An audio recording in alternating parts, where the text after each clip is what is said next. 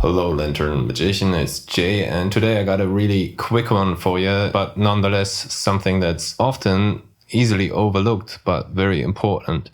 And that is the question, do you trust your display? Because let's face it, we are here to, get some kind of color fidelity going. And if you don't even know what you see is what you get, then you're in trouble. So if you ask some professional colorists, some of them or many of them will tell you need a special calibrated display, purpose designed, and some special kind of output box that gives it the perfect signal it wants to read. And then it doesn't stop there. You need to paint your room in like middle gray and seal over your windows.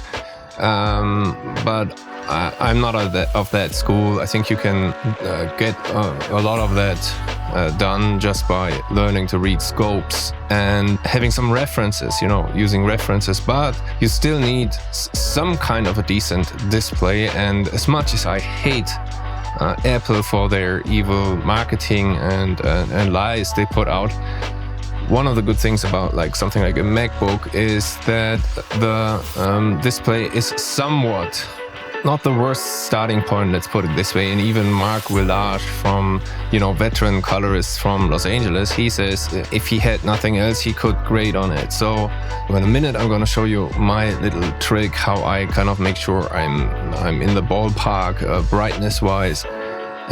If you don't have Apple, don't ever plan on using it. I would say go into the DaVinci Resolve forum and start searching for monitor recommendations. They have some budget ones people seem to get, have good results with, but don't underestimate it. So if you got something that is really dark or way too bright or has some extreme tints, you're in trouble, right? You don't really know what you're doing. Again, using references can help, right? Just getting some material that you're familiar with, some movies that you like, and play it on your monitor. At least you kind of know what you're sort of aiming for. And if everything looks blue, then your stuff has to kind of look blue. And either way, you should, get into the habit of referencing, bring in some clips from films that you like or screenshots and put them in your gallery, I think it's called in DaVinci, and then just reference it and see if you're kind of, in the ballpark. And so what I'm trying to say is not you have to get the most expensive of displays and any of that. It's just you kind of need something that's in the ballpark, and then you need to kind of learn its particular limitations. You need to learn to read scopes and just know it, kind of like you have a long-time partner, like a wife, and you kind of know her, little quirks. And it's the same with that. It's the same with the camera, it's the same with the display, but you really have to be aware of it. I think that's what I'm trying to say. You have to be aware of its limitations or non-limitations.